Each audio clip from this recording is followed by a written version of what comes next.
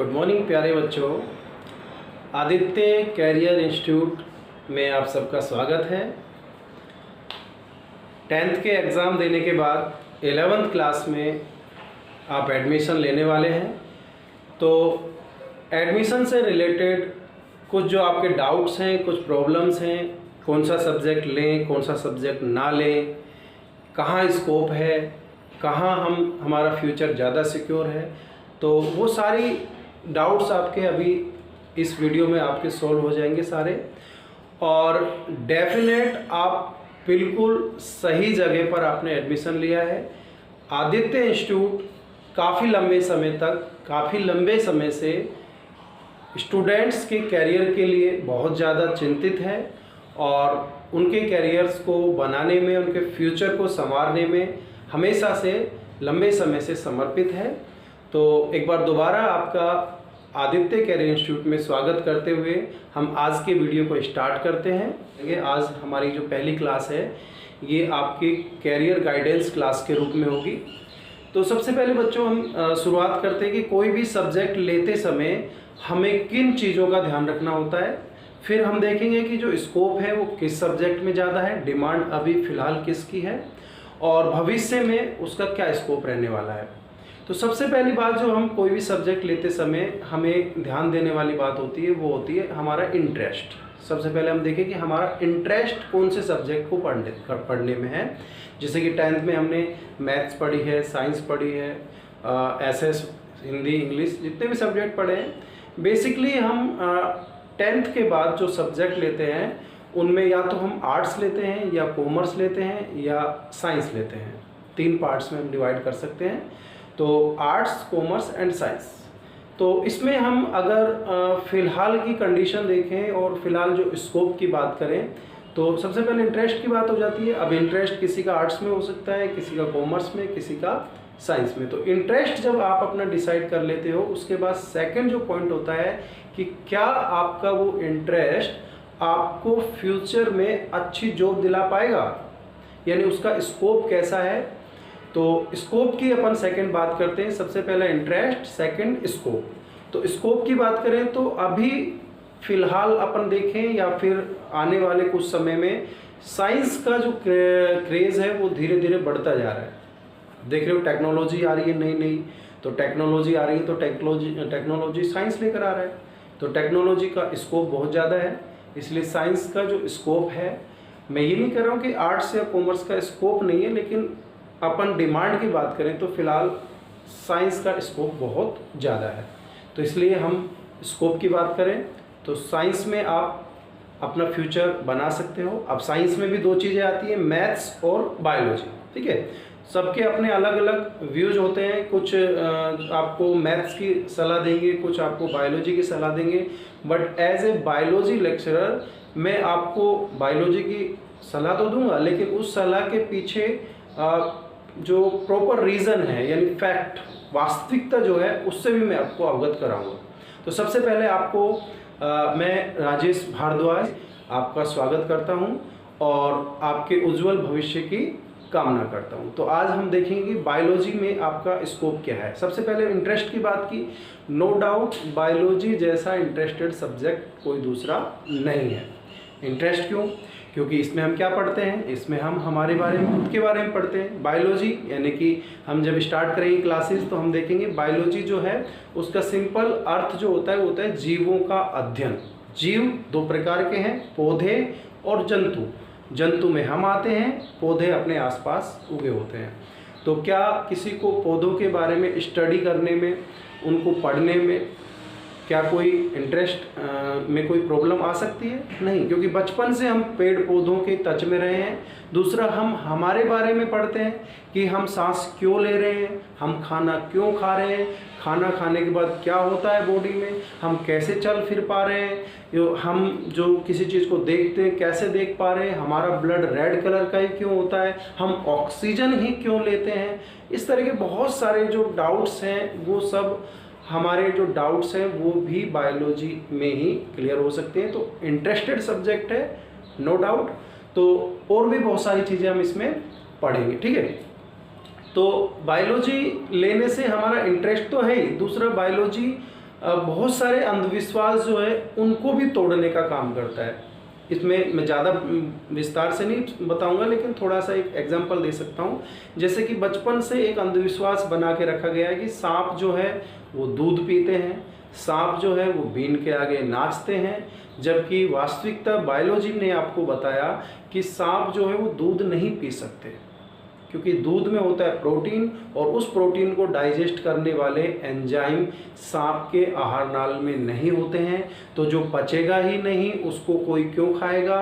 लेकिन आपने दूध पीते देखा है, वो क्यों देखा गया है? क्योंकि अगर किसी जीव को बहुत समय तक भूखा रखा जाएगा, प्यासा रखा जाएगा, तो उसके सामने जो दिया जाएगा वो उसको लेगा, इसलिए वो दूध पी लेता है। और इसमें भी कोई डाउट नहीं, अगर उसको लगातार सांप को दूध पिलाया जाए तो उसकी डेथ हो सकती है, क्योंकि वो डाइजेस्ट नहीं होगा, लूज मोशंस हो जाएंगे। तो ये भी एक अंधविश्वास है कि सांप दूध पीते हैं। सांप में दूध को डाइजेस्ट करने के लिए एंजाइम नहीं होते हैं, इसलिए सांप दूध नहीं पीता है। दूसरा आपने सुना कि बीन के आगे नाचते हैं सांप, तो बीन के आगे सांपों का नाचना भी एक क्या अंधविश्वास है। एक्चुअली ये है कि सांपों के कान होते ही नहीं हैं, तो कान जो है उनके रूप में अवशेष पाए जाते हैं, कान नहीं होते हैं, वो सुन नहीं पाते हैं। लेकिन बीन की जो आवाज़ के आगे आपने सांपों को जो मूवमेंट करते देखा है, उसका कारण क्या है कि सांप वो बीन की मूवमेंट के साथ साथ घूम रहा है। क्यों? क्योंकि वो एक डरपोक किस्म का प्राणी अपन कह सकते हैं, सांप भी डरता है। तो वो बीन देखकर सोचता है कहीं ये मुझे कोई नुकसान तो नहीं पहुंचाने वाली, इसलिए वो उसके साथ साथ, देखो सपेरा बीन को ऐसे ले जाएगा तो सांप ऐसे जाएगा, ऐसे ले जाएगा तो ऐसे जाएगा। इसका मतलब क्या हुआ कि सांप उस बीन के मूवमेंट से खुद मूवमेंट कर रहा है, वो डांस नहीं कर रहा है। तो इस तरह के अंधविश्वास को कौन दूर करता है? बायोलॉजी दूर करती है। तो ये तो अंधविश्वास की बात आ गई। अब अपन स्कोप की बात, जो मेन पॉइंट है वो स्कोप है। तो स्कोप में हम देखें तो बायोलॉजी में इतने स्कोप हैं जितने स्कोप कहीं कुछ दूसरे सब्जेक्ट में नहीं है। आज कुछ स्कोप की बात अपन यहाँ पर करेंगे। देखो इसमें हम इसको एक कैटेगरी में बांट देते हैं। सबसे पहले कि आप 11th में बायोलॉजी लेने के बाद 11th 12th करने के बाद 12th के बाद क्या करें, क्योंकि आप उसी सर्किल पर दोबारा आ जाते हैं जो 10th के बाद है। अब क्या करें, तो यहाँ मैं बता देता हूँ आपको। 12th के बाद हमारे पास कुछ सर्टिफिकेट कोर्स भी हैं, डिप्लोमा कोर्स भी हैं, डिग्री कोर्स भी हैं और अदर कोर्सेज भी हैं, जिनको आप करके अपना फ्यूचर सिक्योर कर सकते हैं। तो सबसे पहले अपन बात करें सर्टिफिकेट कोर्स की। सर्टिफिकेट कोर्सेज,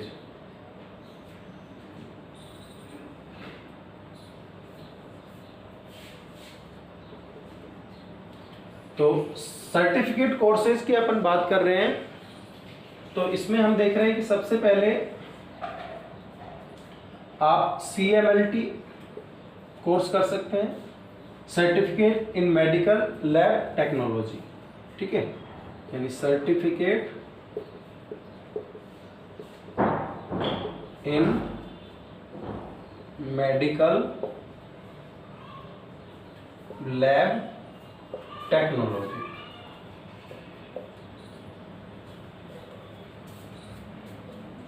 सेकंड, इसमें आप जो ANM कोर्स कर सकते हैं, ठीक है। आपने देखा होगा नर्सिंग में कोर्स होता है ANM, ये भी एक सर्टिफिकेट कोर्स है। इसके बाद जितने भी फूड इंडस्ट्री है, तो फूड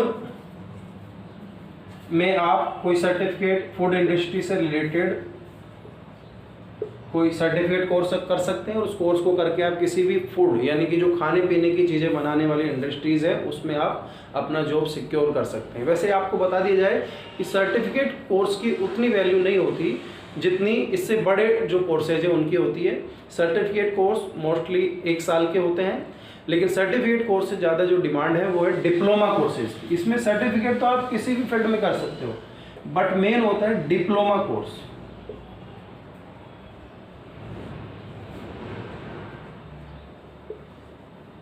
डिप्लोमा कोर्सेज में बहुत सारे कोर्सेज हैं, जैसे अपन CMLT की बात कर रहे हैं, ऐसे होता है DMLT, diploma in medical lab technology, ठीक है। ऐसे ही अपन यहाँ ANM पढ़ रहे हैं, ऐसे होता है GNM, ठीक है। तो GNM भी क्या है? एक डिप्लोमा कोर्स है किसमें, नर्सिंग में। ऐसे ही अपन डिप्लोमा की बात करें तो डी फार्मा, ये भी क्या है, फार्मेसी में डिप्लोमा कोर्स है, यानी डिप्लोमा इन फार्मा जैसे आपने देखा होगा। अब ये जैसे बात करें कि CMLT कोर्स करने के बाद क्या है, वो लैब टेक्नीशियन बन जाता है, यानी कि वो लैब में जैसे अपन देखते हैं खून टेस्ट, पेशाब टेस्ट, इस तरह की जो जांचें होती हैं वो कर सकता है ये। ANM जो है वो जो आप देख रहे हो कि गाँव में जो आशा बहन जी, आशा एक वर्ड है जो एक तरह से ये पोलियो की दवा वगैरह पिलाना या आंगनबाड़ी केंद्रों में उनकी ड्यूटी लगाई जाती है गवर्नमेंट हॉस्पिटल से, वो ANM होते हैं। और फूड इंडस्ट्रीज़, जितने भी खाने पीने की चीज़ें बनाने वाली इंडस्ट्री है, चाहे मैगी बनाने वाली है, चाहे स्नैक्स आते हैं या फिर अचार मुरब्बे, इस तरह की जो चीज़ें आती हैं, चॉकलेट इंडस्ट्री है, वो सब खाने पीने की चीज़ें, नमकीन है, तो ये ब्रेड वगैरह हैं, तो इनमें इंडस्ट्री में भी सर्टिफिकेट कोर्स वालों को जॉब मिल जाती है। डिप्लोमा कोर्सेज में DMLT, ये थोड़ी बड़ी डिग्री है CMLT से, सॉरी डिप्लोमा है, तो इसको करने के बाद भी वही लैब टेक्नीशियन की जॉब कर सकता है, चाहे तो गवर्नमेंट वैकेंसी निकलती है, आप देखते हो हॉस्पिटल में जांच करने वाले होते हैं टेक्नीशियन, वो इसी डिप्लोमा को करके आप उसके जॉब ले सकते हैं। प्राइवेट हॉस्पिटल में भी होते हैं और खुद की अपनी लैब भी डाल सकते हैं रजिस्ट्रेशन लेकर, ठीक है। तो ये जो डिप्लोमा हो गया DMLT। इसी तरह से GNM जो है वो ANM से थोड़ी बड़ी डिग्री है, ये नर्सिंग की डिग्री है, ये भी डिप्लोमा है, डिग्री आगे आएगी। तो इस कोर्स को करके आप एज ए नर्सिंग असिस्टेंट या फिर कंपाउंडर की जॉब प्राइवेट हॉस्पिटल में, गवर्नमेंट हॉस्पिटल में कर सकते हैं, ठीक है। डी फार्मा, ये डिप्लोमा है, उसमें अपन क्या कर सकते हैं, खुद का, इस डिप्लोमा को करने के बाद खुद का मेडिकल स्टोर खोल सकते हैं। किसी कंपनी में आप फार्मासिस्ट की जॉब कर सकते हैं। गवर्नमेंट हॉस्पिटल में जो फार्मासिस्ट होते हैं, जो मेडिकल स्टोर के, जो मेडिकल स्टोर पे आपने देखा होगा जो मेडिसिन डिस्ट्रीब्यूट करते हैं, वो भी जॉब आपको मिल सकती है। इसके बाद आपको डी फार्मा करने के बाद एक लाइसेंस मिल सकता है, उस लाइसेंस जो है उसको आप रेंट पर भी चला सकते हैं। इसके बाद अपन क्या देखते हैं, DNYS, diploma in naturopathy, diploma in naturopathy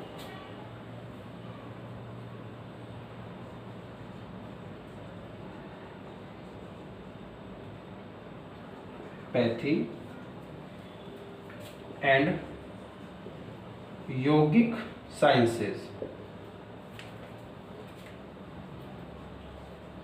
ये एक डिप्लोमा है जो नेचुरोपैथी और योगा में दिया जाता है। इसको करने के बाद आप नेचुरोपैथी डॉक्टर भी कहलाते हैं, जिसमें प्राकृतिक चिकित्सा के द्वारा, योग के द्वारा रोगों का उपचार करना, या जितने भी, ये आपने बाबा रामदेव का नाम सुना होगा, तो इसकी जितने भी इंडस्ट्री है वहाँ पर जो योग गुरु होते हैं वो इसी डिप्लोमा का कर जॉब कर सकते हैं, या खुद का भी कोई इस तरह का सेंटर खोला जा सकता है। तो ये भी एक डिप्लोमा हो गया। इसके अलावा भी ढेरों डिप्लोमा ऐसे मौजूद हैं जिनको करने के बाद, जैसे ये फूड इंडस्ट्री में है तो फूड इंडस्ट्री में भी बहुत सारे डिप्लोमा कर सकते हो आप। इसके अलावा एक्सरे टेक्नीशियन का भी डिप्लोमा होता है, और जिससे एक रेडियोलॉजिस्ट के रूप में आप जो है एक्सरे टेक्नीशियन का काम कर सकते हैं। इसके अलावा भी ढेरों, बहुत सारे डिप्लोमा प्रेजेंट हैं जो फूड इंडस्ट्री में भी दिए जाते हैं, और इनको करके आप किसी भी कंपनी में एज ए क्वालिटी कंट्रोलर या क्वालिटी कंट्रोल इंस्पेक्टर के रूप में आप जॉब कर सकते हैं। डिप्लोमा कोर्सेज अपन ने कुछ पढ़े, इनके अलावा ढेरों कोर्सेज हैं। फिर मैं बोल रहा हूँ आपको, ये तो अपन थोड़ा लिमिट में, ताकि वीडियो बड़ा ना हो जाए इसलिए पढ़ रहे हैं। इसके बाद अपन बात करते हैं डिग्री कोर्सेज।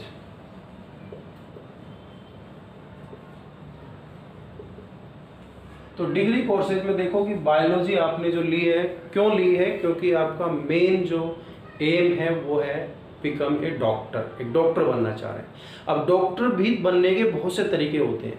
एक जो डॉक्टर होता है वो होता है MBBS, जो आपका मेन एम होता है, ठीक है। तो डॉक्टर बनने के लिए आपको पता होना चाहिए कि अपन को एग्जाम क्लियर करने पड़ते हैं, जैसे नीट का एग्जाम, एक बायोलॉजी के लिए नीट एग्ज़ाम होता है, नेशनल एलिजिबिलिटी एंट्रेंस टेस्ट। इसके अलावा एम्स जो है उसके अलग जो है एग्ज़ाम के इस तरह के एंट्रेंस टेस्ट निकाले जाते हैं। आर्मी में डॉक्टर बनने के लिए AFMC इस तरह के भी एग्ज़ाम कंडक्ट कराए जाते हैं, बट मेन आपका फोकस होता है नीट पर। तो सबसे पहले MBBS की फुल फॉर्म देखें तो MBBS की फुल फॉर्म एक्चुअल ये जो सीरियल है इसके अकॉर्डिंग नहीं होती, इसकी फुल फॉर्म होती है bachelor of medicine and bachelor of surgery. ठीक है, यानी बैचलर का मतलब है कि एक डिग्री, एक शुरुआती डिग्री जिसमें आपको मेडिसिन यानी दवाइयों की भी नॉलेज दी जाती है, सर्जरी यानी कि ऑपरेशन की भी जानकारी दी जाती है, तो वो डिग्री होती है MBBS। इसको करने के बाद आप एक डॉक्टर बन जाते हैं, जो एलोपैथी के डॉक्टर आप कहलाते हैं। डॉक्टर अगर MBBS नहीं बने तो दूसरे भी बहुत से फील्ड है जिसमें आप डॉक्टर बन सकते हैं। जैसे सेकंड होता है BDS, bachelor of dental surgery. इसमें आप दांतों के डॉक्टर बन जाते हैं। इनके लिए भी एंट्रेंस टेस्ट होता है, और दांतों के डॉक्टर भी है वो भी आजकल देख रहे हैं धीरे धीरे बहुत पॉपुलर होते जा रहे हैं, क्योंकि कुछ बच्चों के जो दांत टेढ़े मेढ़े होते हैं उनको सही करना, या फिर पायरिया जैसी प्रॉब्लम, बहुत सारी प्रॉब्लम्स आती हैं, तो उनके डॉक्टर भी बन सकते हैं BDS के द्वारा। तीसरे जो डॉक्टर तीसरे होते हैं वो होते हैं आयुर्वेदिक डॉक्टर, यानी कि BAMS, बैचलर ऑफ आयुर्वेदिक।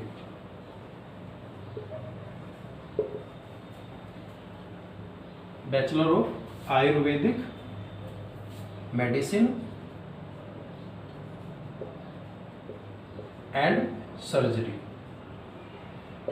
तो इस तरह से ये जो है ये आयुर्वेद के डॉक्टर भी बन सकते हैं, जिसमें अपन जो सुश्रुत संहिता या फिर चरक संहिता इस तरह के जो ग्रंथ हैं उनमें प्राकृतिक चिकित्सा, आयुर्वेदिक चिकित्सा के बारे में नॉलेज दी जाती है। जैसे पतंजलि के जितने प्रोडक्ट हैं, आपने देखा होगा कि बाबा रामदेव के जितने भी जो प्रोडक्ट आते हैं, इसके अलावा भी बहुत सारी ऐसी आयुर्वेदिक कंपनियां हैं, उनके अंदर वैकेंसीज निकलती हैं, डॉक्टर होते हैं उनके खुद के आयुर्वेदिक डॉक्टर होते हैं, गवर्नमेंट में भी आयुर्वेदिक डॉक्टर होते हैं।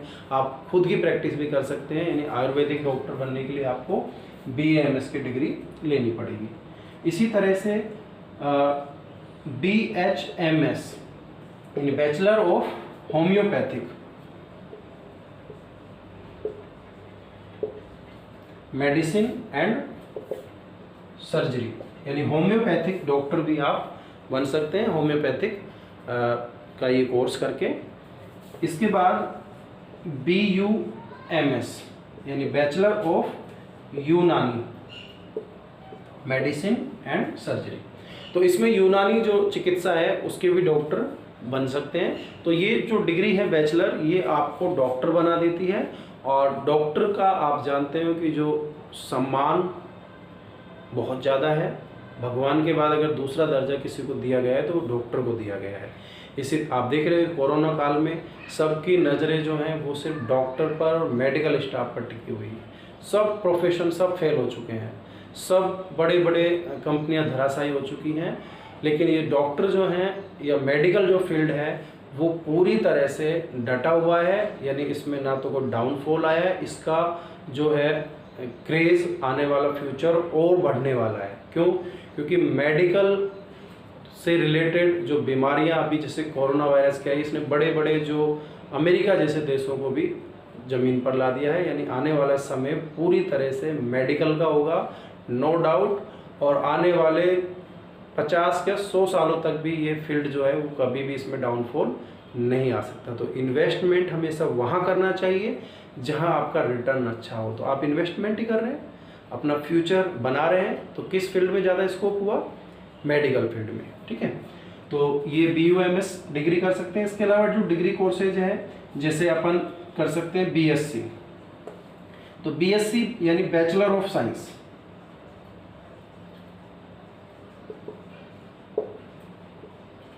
बैचलर ऑफ साइंस यानी बीएससी हम बहुत से फील्ड में कर सकते हैं। पास कोर्स बीएससी होती है जिसमें नॉर्मल फिजिक्स, केमिस्ट्री और बायोलॉजी अपन पढ़ते हैं।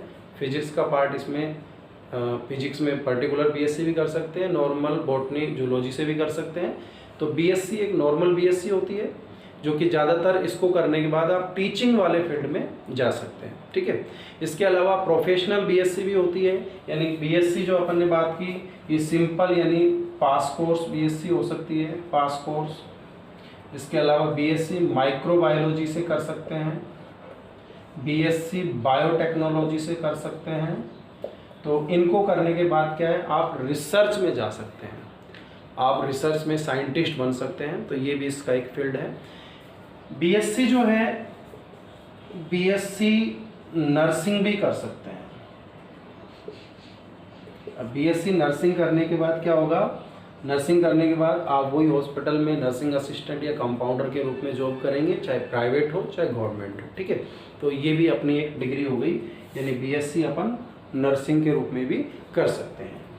इसके बाद एक और डिग्री कोर्स है BMLT यानी BSc in medical laboratory technology. यानी इस डिग्री को करने के बाद आप वही लैब टेक्नीशियन बन जाते हैं। गवर्नमेंट या प्राइवेट हॉस्पिटल में आप लैब टेक्नीशियन की ऊंची पोस्ट पे, बड़ी पोस्ट पे काम कर सकते हैं, जिसमें ये टेस्टिंग होती है, जितनी भी ब्लड की टेस्टिंग है, यूरिन टेस्टिंग है, ठीक है। और इसके अलावा खुद की लैब भी आप डाल सकते हैं, खुद की लैब डालकर आप बहुत अच्छा इनकम भी कर सकते हैं। तो ये हमने कुछ जो डिग्री कोर्सेज पढ़े। ऐसे ही एक डिग्री और अपन देख सकते हैं BNYS यानी bachelor of naturopathy and yogic science. वही नेचुरोपैथी में डिग्री हो गई। इसको करने के बाद भी आप एज ए डॉक्टर कहलाएंगे। डॉक्टर आपके नाम के आगे लग जाता है, नेचुरोपैथी में डॉक्टर, ठीक है। यानी कि BSc in naturopathy and yogic science. तो ये वाली डिग्री आप लेने के बाद आप नेचुरोपैथी में डॉक्टर कहलाएंगे। तो ये अपने डिग्री कोर्सेज हो गए।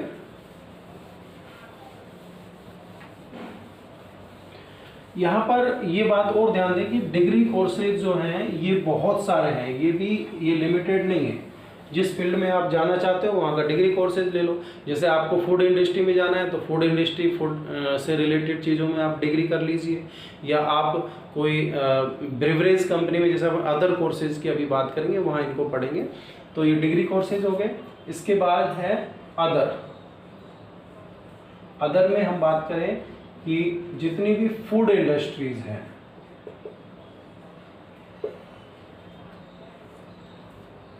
क्या खाने पीने की चीज़ें बनाने वाली कंपनियां कम हो सकती हैं?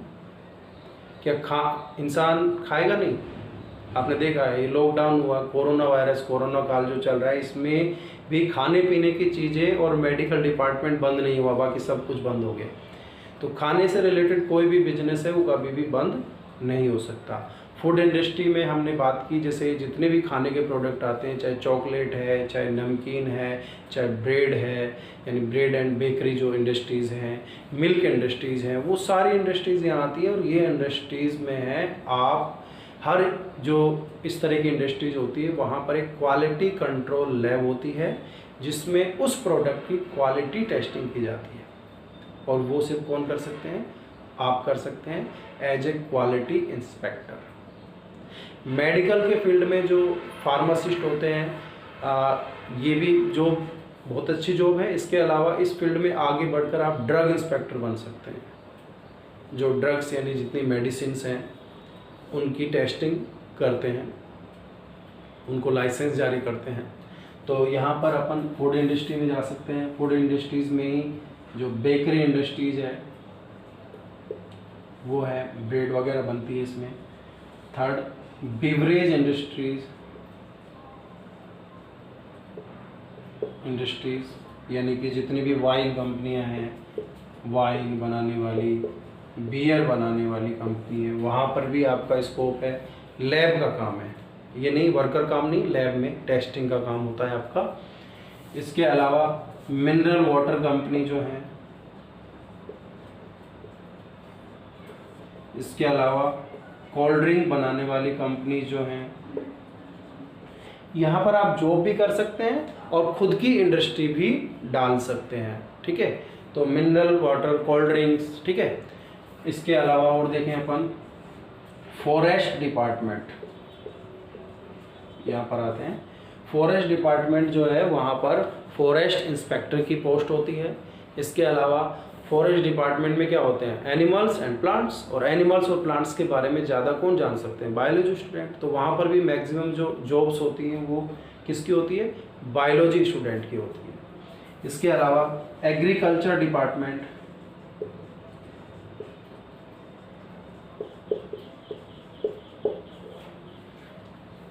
एग्रीकल्चर का मतलब सिर्फ खेती बाड़ी से नहीं होता है। एग्रीकल्चर में वो सारी चीज़ें आती हैं खाने पीने की जिनको उगाया जाता है और उनसे अच्छा मोटा मुनाफा कमाया जा सकता है। एग्रीकल्चर साइंटिस्ट भी होते हैं इसमें, तो साइंटिस्ट की पोस्ट पर आप जॉब कर सकते हो। आप गार्डनिंग में डिप्लोमा कर सकते हो, या गार्डनिंग के बहुत से टेक्निक्स आ रही हैं जिनमें बिना मिट्टी के, बिना सॉइल के प्लांट्स उगाए जाते हैं, सजावटी पौधे होते हैं। बहुत अच्छा बिजनेस है ये, इसमें भी आप बायोलॉजी स्टूडेंट के रूप में एक अच्छी जॉब ले सकते हैं, खुद का बिजनेस भी डेवलप कर सकते हैं। तो एग्रीकल्चर फील्ड है, एग्रीकल्चर डिपार्टमेंट में बहुत सारी वैकेंसीज हैं, बहुत सारी। सबसे ज़्यादा वैकेंसीज मैं कहूँ आज के समय में इसमें ही है, क्योंकि धीरे धीरे जो है प्लांट्स कम होते जा रहे हैं। तो प्लांट्स को ग्रो कराना, नई नई टेक्नोलॉजी देना, कम पानी में उगने वाली फसलें उगाना, ज़्यादा पैदावार वाली फसलें उगाना, या सॉइल की जो फर्टिलिटी डाउन हो रही है उसको कैसे इम्प्रूव किया जाए, फर्टिलाइजर इंडस्ट्री जहाँ ये खाद वगैरह बनती है वहाँ पर, तो सभी जगह ये एग्रीकल्चर डिपार्टमेंट का स्कोप है। इसके अलावा एनवायरनमेंट डिपार्टमेंट, आप बताइए आने वाले समय में पोल्यूशन बढ़ेगा या कम होगा, बढ़ेगा। पोल्यूशन को कंट्रोल कौन करेंगे, पोल्यूशन जो इंस्पेक्टर्स होते हैं या पोल्यूशन डिपार्टमेंट के जो साइंटिस्ट होते हैं वो उसको कंट्रोल करेंगे। उसको कंट्रोल करने के लिए तरह तरह के आइडियाज़ आएंगे, तो वहाँ पर भी किसका स्कोप हुआ, बायोलॉजी स्टूडेंट का। इसके अलावा जब पोल्यूशन बढ़ेगा तो वेस्ट वाटर ट्रीटमेंट, ये एक नए समय का एक नया स्कोप है जिसमें शहर का या फैक्ट्रियों का गंदा पानी दोबारा से प्योर करके, प्योरीफाई करके वापस से सिंचाई के काम में लिया जाता है। तो ये डिपार्टमेंट भी आज के समय में बहुत ज़्यादा स्कोप वाला है, क्योंकि इसमें पॉल्यूशन बढ़ेगा, जाहिर सी बात है, और हर एक इंडस्ट्रियल एरिया में एक बड़े लेवल पर वाटर ट्रीटमेंट प्लांट्स होते हैं जो गंदे पानी को फिल्टर करके और वापस से सिंचाई के काम में लेने में काम आता है। तो यहाँ पर भी बायोलॉजी स्टूडेंट का बहुत ज़्यादा स्कोप है। इसके अलावा और देखें अपन तो जितनी भी अदर कंपनीज हैं, या फिर अभी अपन देख रहे हैं जैसे डेयरी कंपनी है, या फिर कोई बिस्किट बनाने वाली कंपनी है लाइक पार्ले है, ठीक है, इस तरह के बहुत सारे ग्रुप्स हैं, तो वहाँ पर भी आपका बहुत ज़्यादा स्कोप है। या फिर मैं कहूँ कि जितनी भी इंडस्ट्री लाइक ऑयल, चाहे ऑयल बनाने वाली कंपनी हो, सभी में क्वालिटी कंट्रोल जो करते हैं, क्वालिटी उसकी प्रोडक्ट की क्वालिटी को मेंटेन करने का काम वो सिर्फ और सिर्फ बायोलॉजी स्टूडेंट का होता है। जितनी भी कॉस्मेटिक इंडस्ट्रीज़ हैं, कॉस्मेटिक इंडस्ट्रीज़, तो कॉस्मेटिक इंडस्ट्रीज़ में क्रीम, पाउडर वगैरह इस तरह की जो इंडस्ट्रीज़ हैं, ये भी यहाँ पर भी बायोलॉजी स्टूडेंट ही उस प्रोडक्ट की क्वालिटी को मेंटेन करते हैं, ठीक है। या इसके अलावा भी ढेरों ऐसे स्कोप हैं जो बायोलॉजी स्टूडेंट के लिए ही बने हैं। अब मुझे एक बात बताइए, क्या आने वाले समय में बीमारियां कम होंगी? नहीं होंगी। उनका इलाज कौन करेगा? डॉक्टर्स करेंगे, लैब टेक्नीशियन करेंगे, नर्सिंग असिस्टेंट करेंगे, ठीक है, मेडिकल स्टोर वाले फार्मासिस्ट करेंगे। तो सारी टीम मिलकर काम करेगी। तो स्कोप है या नहीं है? क्या आने वाले समय में खाने पीने की चीज़ों की किल्लत होने वाली है या नहीं है? होने वाली है। तो खाने पीने का जो पैदावार बढ़ाना, उत्पादन बढ़ाना, इस तरह का काम भी किसका हो गया? बायोलॉजी स्टूडेंट का। कि आने वाले समय में पॉल्यूशन बढ़ेगा नहीं बढ़ेगा? बढ़ेगा। पॉल्यूशन को कंट्रोल करने का काम किसका है? वही बायोलॉजिस्ट का होता है।